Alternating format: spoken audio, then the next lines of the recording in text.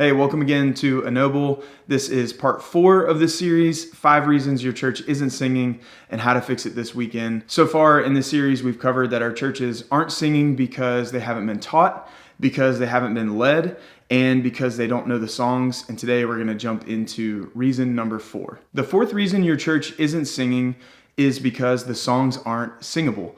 In part 3, we talked about the need to get our churches more familiar with the music we're leading so that they can sing with us. But no matter how familiar a song is, your church won't be able to sing a song that's not singable. There may be times your church would love to sing with you, but the songs aren't singable songs. So what is it that makes a song singable? We'll talk about a few different factors. The first thing that makes a song singable is content. As worship leaders, it's incredibly important we're choosing solid, theologically accurate, edifying songs for our church to sing. Those are the types of songs that lead people to respond to God with true biblical worship. Your church won't sing a song, or at least they shouldn't sing a song, that doesn't really say anything, or worse, says something that's not biblical. Mature believers will stop and hesitate to sing lyrics that don't seem biblically accurate. And on the other hand, by singing songs that are biblically sound, we can be transformed by the word of God and the gospel that's proclaimed as we worship through those songs. And as they play a part in helping us grow spiritually, we become even more excited to sing together. So singable songs are songs that first have strong biblical content. That doesn't mean songs have to be theologically or lyrically complex. In fact, you should balance songs that have lots of words with some that have relatively few words. You may be able to say a lot more with a lot of words, but that doesn't mean you can't say a lot with less. Songs with multiple verses or stanzas can be rich in truth and can more fully explore the depths of a specific theological concept, but sometimes repetitively singing a simple, still biblical truth a few times in a row can help that truth sink deep into your heart and your mind and help you worship God in an intimate way. So teach the songs that take longer to learn. Teach the songs that dive deep and say more. But be sure to also sing some simpler songs that just give your church easy opportunities to simply sing together. You also want to make sure you're singing songs that are written and intended lyrically for corporate worship. Not every Christian song is a worship song. There are lots of songs you might hear by Christian artists or on contemporary Christian radio that aren't intended to be sung congregationally. Songs that tell the artist's personal stories or are written to another person or are about an interaction or situation with somebody else. Those might all have Christian themes, but they aren't meant to be sung collectively in the church gathering. This is also one of the many reasons I don't believe we should be singing secular songs in our worship services. No matter how we try to swing it, playing secular songs as an opener or for a creative moment is always designed for the experience of people rather than the worship of God. And I don't believe there's any benefit great enough to make that worth it. So use the time you have in your worship set to sing songs that encourage corporate worship. Next are the musical factors of a song's singability. When it comes to the song itself, some of the main things that make a song singable are the song's melody, vocal range, rhythm, and song structure. So let's talk about each of those. Melodies that are easily singable are ones that are simpler and follow patterns that the brain hears most naturally. The most singable melodies generally use mostly stepwise motion, meaning that the notes of the melody move up or down to the next half step or whole step of the key of that song. Those small intervals mean the melody moves very smoothly, which is easier to hear and much more predictable to the brain, which makes the melody easier to catch on to and to sing. But an entire song of only stepwise motion would be very boring. So great melodies will usually combine stepwise motion with some skips or leaps. But melodies that bounce around or they jump really large intervals quickly are just inherently harder for the average listener to learn quickly and ultimately to sing. Other characteristics of a great melody are that the melody fits within standard even bar lengths. So think 2 or 4 or 8 measures. And that the melody has an obvious musical resolve. A good melody usually ends on the root note of the key or the same note that the melody started on. One example that combines all of this that I apparently use very often would be Living Hope. Listen to just the end of this chorus melody.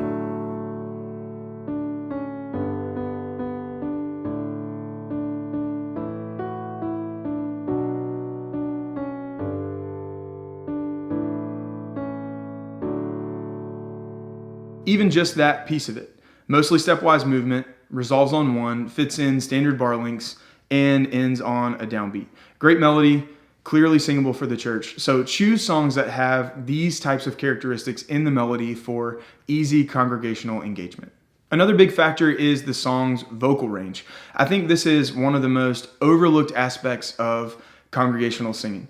The average untrained singer has a vocal range between 1 and 2 octaves, but most popular modern worship songs have a range over an octave and a half, with some covering over 2 or even 3 octaves, meaning the highest notes of these songs are far out of reach for the average singer in your church. For lots of songs, singing a song in the original key is completely unrealistic when you think about the context of congregational worship. So consider transposing songs down a bit to make them more singable. If a song is recorded in the key of C and the melody hits a high G, drop that song a half step. Do it in B instead of C and bring that high G down to a more singable F sharp. If a song's originally in the key of A and the high note is a G sharp, bring that song down a whole step so that that G sharp is now an F sharp. You get the idea. And while that may sound easy enough, you also have to be careful not to go too far the other way. On a song that starts with an octave down verse that jumps to the higher octave later in the song, which is pretty common in male-led songs, when you start dropping the key, those first few low notes can quickly become too low, which is just as unsingable as notes that are too high. So you're looking at how high the song is, you're looking at how low the song is, and you should also consider what we call in music the song's tessitura, which is the general range of the melody, the range where the majority of the notes in a melody sit. A song may technically be within what we consider a singable range, but if the majority of the notes that are sung stay in the higher part of that range, then when the average singer stays in the higher part of their range for too long, it gets really difficult. They run out of juice and they either drop down the octave or they just stop singing altogether. Take time to find songs that mostly fit comfortably in the average singer's vocal range. And this will vary based on if the song is led by a male or a female. For men, I recommend a range of A2 to F sharp 4. For women, I'd say E3 to A4. Others would probably recommend an even smaller range, but I think these slightly expanded ranges are a little more realistic when it comes to the way more modern worship songs are written today. Songs kept in that range are comfortable enough for most people to sing without reaching too far and without having to switch to their falsetto, though some people are going to do that anyway, especially the ladies. I think this concept can be one of the most difficult things for worship leaders. As a gifted singer and as a leader that others expect a lot of, you want to place every song in your sweet spot. As musicians, you want the song to sit where it sounds best instrumentally or where it has the most energy or impact. But because you're a gifted singer, your range is almost never where a song is most singable for the average person. Even though it sounds great for your voice, just because you can stretch to hit that high note or because you have the stamina to stay in the upper part of your register for longer, doesn't mean your church does. And if a song's even remotely difficult for you to sing, chances are your congregation won't even attempt to sing it. So be willing to drop songs to lower keys that make sense for your church and allow the average singer to sing with you. Again, choose to sacrifice some artistry for the sake of singability and edification. Spiritual over creative always. So now you may be wondering, even if a male-led song falls in that range, what are the women supposed to do when a melody goes below E3? What about a female-led song that stretches past the men's top F sharp 4? This is where harmony is so important. I believe vocal harmony is a huge part of song singability. Just because the melody isn't in your register doesn't mean you stop singing. Instead, you sing a harmony part that's complementary to the main melody. This is where I think hymns really shine compared to modern worship music as it relates to congregational singing. For centuries, harmony was central to congregational singing. Most churchgoers knew how to read their part from a hymnal and how to find their part without being instructed by someone else. And we've since moved away from that, and the modern role of the worship leader and the worship artist has placed a larger emphasis on the melody sung by a song leader. So as worship leaders, we can help our congregation sing by emphasizing harmony, by making sure our teams are singing specific harmony parts and ensuring with our production and tech teams that those parts are actually heard in our worship gatherings. Harmony encourages congregational singing because everybody has a role to play. And by emphasizing harmony along with melody, we enable more participation and we reinforce the fact that we are a unified church singing together as God's people, not a group gathered to listen to a few gifted musicians. Another thing you should consider when choosing singable songs for your church is rhythm, and specifically the rhythms of lyrics that are sung.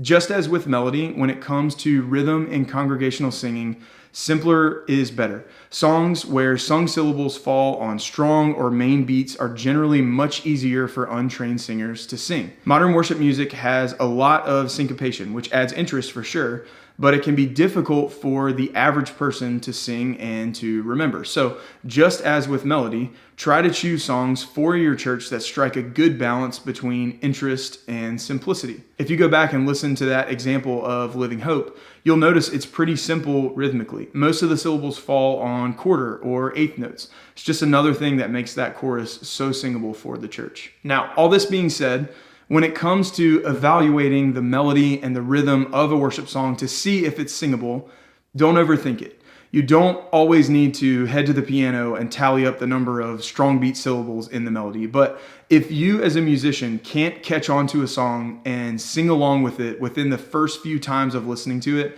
it's probably going to be even harder for your church to learn, and it may not be a great song for corporate singing. And last of the musical factors is the way song structure affects singability. Essentially, you're asking, does this song arrangement lend itself to and encourage congregational singing, or does it take away from it? Think about what worshipers are supposed to do in each section of the song arrangement. That's obvious for sections with lyrics, but how long are the intro and the outro, or the interludes or turnarounds between sections? Are there extended instrumentals with no lyrics? I mentioned in part 2 that I think it's easy for these longer instrumental sections to quickly kill the momentum of congregational engagement because people just don't know what to do when they're not singing. So they sort of check out. They're just standing there until more lyrics pop up on the screen. And there's a few things you can do about that. Some we've already talked about in this series. But before you start planning to fill that space with something, take a look at the song structure and determine if those sections are really even necessary musically. I'd argue that sometimes they are. Sometimes songs need space to breathe or time to transition from one section to the next, and those can be really useful. If that moment is necessary, then you need to decide what you'll do in that song section. How will you encourage a response of worship that's not through singing? Those are great times for you to lead in another way like we've talked about before, whether verbally through exhortation or feeding lyrics or with relevant scripture. But sometimes those song sections aren't really necessary at all. They were maybe recorded in a different time, a different place, in a different context. And for your weekly church gathering, it may be more beneficial if those sections were shortened or just removed altogether. Maybe you have a double interlude that you can trim to just one time, or maybe you have a long instrumental that you can remove completely. Take those things into consideration and don't be afraid to trim a song arrangement down for the sake of congregational singing and continuous engagement. The same could be said even for parts of songs that do have lyrics. Some verses can be repeated for emphasis. Cornerstone by Hillsong does this. It repeats that well-known first stanza of the hymn Solid Rock. And sometimes a chorus or a bridge or several bridges can be trimmed. In that same song, very rarely would I play the full arrangement with the full instrumental and all the chorus repeats at the end. That song was recorded in a different environment, in a different context. And that same arrangement doesn't make sense for me to copy every time I lead it in our weekly worship gathering. Despite what we may see in popular worship videos, over repeating a song section, no matter how musically interesting it may be, can lead our people to tune out both mentally and physically. If singing a bridge or a chorus again is beneficial, then by all means, sing it again. But don't just sing the bridge 8 times because that's how it was recorded in another church's context. Make song arrangement decisions based on your church congregation for better singability. This is also not to say that all of our songs should be simple or bland, or that we shouldn't challenge our people in content or musically. As with a lot of the other things we've talked about already, the key is balance.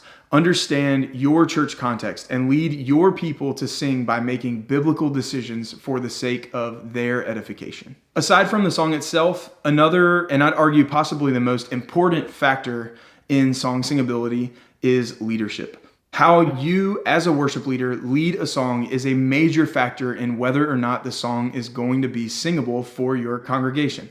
When it comes to leading congregational songs, consistency is key. As a worship leader, generally, you need to keep the way you sing songs the same every single time. I know a lot of people won't like this one or may not agree, but I truly believe this, and I've seen the difference that singing a song the same way every time can make in corporate singing. We talked about how melody and rhythm can impact singability, but the biggest danger in singing songs with changing melodies or complex rhythms corporately is not even really the song itself. It's that every worship leader is going to lead that song a little bit differently. If you have a team of worship leaders who rotate week to week, or by church location, or even just different singers that lead songs at your church, you can bet that every person on your team will inevitably learn and lead songs a little bit differently than the others. And when this happens, it's difficult for your congregation to sing with you because they're hearing and learning a song differently each time your church sings it. As they get familiar with hearing a song sung one way, the next worship leader starts singing it differently. And those variations can cause people to feel like maybe they don't really know the song, and then they stop singing. You've probably experienced a time where you were in the congregation, you're singing along, and then the person leading does something just a little bit different than what you're expecting, no matter how small. And our instant subconscious reaction is to physically stop singing and try to figure out what's going on before we join in again. And you notice, you're like, oh, they sang that a little bit different. And you start singing again, and then it happens again. And eventually it's too difficult to figure out what you're supposed to sing, so you just stop singing. Nobody wants to be the person that everyone keeps hearing singing the wrong thing at the wrong time. And those repeated stops, that happening over and over again, will eventually lead people to just stop singing altogether. So be consistent in how you sing the songs you lead. Take time to sit down and actually discuss with your other worship leaders and vocalists on your team how you'll handle different parts of songs, or decisions you'll make regarding variances in song sections like complex rhythms or changes to the melody or octave jumps. One example that comes to mind is the song "This Is Amazing Grace." A church I used to serve at used to play both the slower Jeremy Riddle version and the faster Phil Wickham version, depending on the Sunday. But the choruses in that song are different in each version. So we had to sit down and say, for the sake of our people singing, every time we play this song, no matter which version we play, we're going to sing the chorus like this version. And we communicated that around to all of our worship leaders, and that made sure that our church was always hearing the same melody and the same rhythm and the same lyrics, and was able to sing that chorus the same way every time. The same is true with ad-libs and improvisation. Many worship leaders are gifted singers and talented artists, and their artistic instincts lead them to riff and run and ad-lib on what would otherwise be a simple melody. And those quick ad-libs and small improv adjustments to melodies and rhythms may not seem like a big deal, and musically they may sound great, but they limit your congregation's ability to sing with you because the song is always heard and sung differently, and because it puts the emphasis on the artistry of the singer and not on the engagement of the congregation. The more artistic liberty you take with the song or with the melody, the more difficult it's going to be for your church to sing along with you, especially if you're just kind of going by feel and you're taking different artistic liberties every time you sing the song. As soon as people realize they're not singing the lyric the way you're singing it, they'll stop singing. So keep it simple. Simple is always more singable. Singing a song simply and consistently takes commitment. It takes practice, and it takes discipline. You will have to decide ahead of time how you and the other worship leaders on your team are going to sing certain phrases in certain songs. And you have to be conscious of how often you're straying from that standard singable melody. I'd encourage you to go back and listen or watch videos of yourself leading and see how often you actually do this. Think about how easy or how difficult it might be for people in your church to sing along with you. Find if there are ways you might need to lead differently to better encourage congregational singing. You might need to simplify the way you lead certain songs, or you might need to eliminate ad-libbing altogether. And if you are going to ad-lib based on song choice or song style, think like call and response style, gospel music, then you want to make sure you have strong, audible vocalists behind you that are clearly singing the melody to lead your church. It's obviously up to you and your church context to determine how far you apply this principle, but I think it's an important thing to at least be mindful of. And the more we consider the purpose of the songs we're singing, which is corporate worship, the easier it is to be willing to simplify and sacrifice some artistry for the sake of singability. This is another example of putting the spiritual over the creative. Choose to keep melodies and rhythms as written, or at least consistent, rather than singing them however comes to mind in the moment. That can go a long way in emphasizing the biblical principle of participation over performance, and it can really transform your worship culture over time. The last factor in song singability is off the stage, in your production booth. You can do everything right in song choice, in song planning, in worship leadership, but if the lyrics of the songs aren't visible, your people won't be able to sing. If your lyrics are projected, it's critical that lyrics be on time, and on time is early. We call this feeding lyrics. The human brain reads words in phrases and sections, not individually. So as you're singing a phrase that's currently on the screen, your brain reads and recognizes the next phrase to sing before the words actually start to come out of your mouth. So when you get towards the end of the lyrics that are currently on screen, your lyric operator should anticipate the next lyric coming and jump to that slide slightly early so people can read and comprehend the first part of the next lyric before they're actually supposed to sing it. I cannot stress enough how important this is and how often it's missed. Lyrics have to be up early in order for people to sing. And in order for that to happen, it's critical that your lyric operators actually know the songs you're leading. Encourage them, or maybe even require your production and tech teams to learn the songs just as the musicians do. And honestly, that's valuable for all audio and lighting and broadcast ministries as well. When your production teams learn the songs as the musicians do, they'll know the standard song arrangement. They'll get familiar with the lyric phrasing. They'll learn how different sections of the song are sung so that they know how to project and anticipate song lyrics appropriately. Your lyric operators should not be waiting for you to start singing the next lyric in order for it to go up on the screen. By then, it's way too late and your congregation will have already missed the beginning of that phrase. And if that happens repeatedly, just like before, a lot of people in your church are going to throw in the towel. I do think it's worth noting that you can also automate lyrics with softwares like ProPresenter and Ableton Live. And in that case, lyrics are tied to your click tracks and they're programmed to fire at a certain time so that they're never late. It's a little bit of work up front, but it can be really valuable in some situations. So we can talk about how to do that effectively another time, or there are already a few really good resources for how to do that online. You should also consider the physical appearance of your lyric display. And this is mostly meant for projected lyrics, but I think a lot of this will still apply if you're using some form of printed lyrics as well. Find an appealing, readable font and font color for your lyrics. Make sure your motion backgrounds or jump backs aren't distracting or cheesy. Decide how many lines you'll display on each slide and keep that as consistent as possible for every song. I personally prefer 2 or 3 lines on a single slide rather than full verses or choruses at once. That's pretty standard, and I think it's a little more readable and looks a little more modern, but that's admittedly just preference. You should be intentional with how phrases are broken up to be read on the screen as you sing. Project the lyrics in phrases as they're meant to be sung. And do be careful not to just import lyrics from a website or song select charts and leave all the printed ad libs and hyphens that come with the chart. If you've ever downloaded and imported these charts, you know exactly what I'm talking about. Make sure your lyrics are clean and easily readable with exactly what you expect your people to sing. And don't be afraid to think about grammar and use punctuation in lyrics when it's necessary.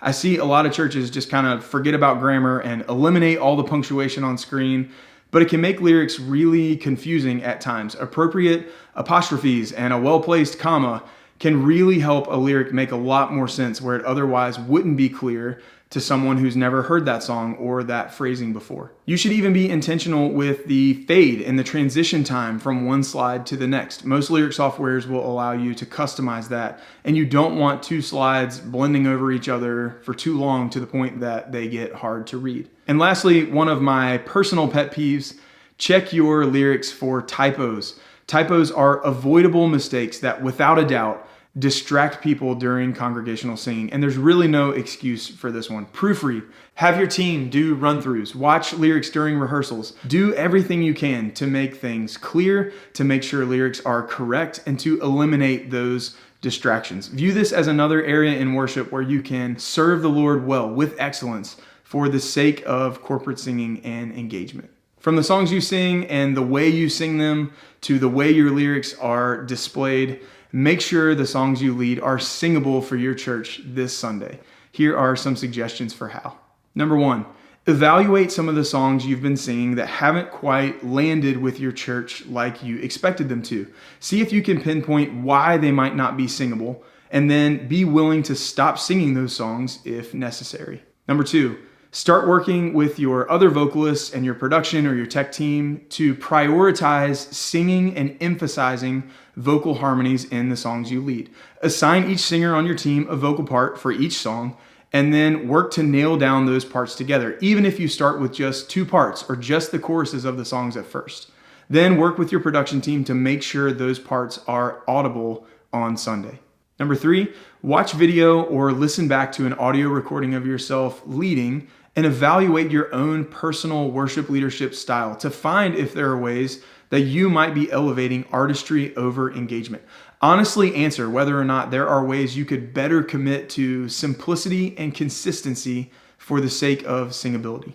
And number four, take a really close look at how you're currently displaying lyrics, both in terms of operator timing and physical presentation, and have conversations with your production or your tech team about why this is so important and what steps you want to take moving forward to ensure that people are able to sing easily.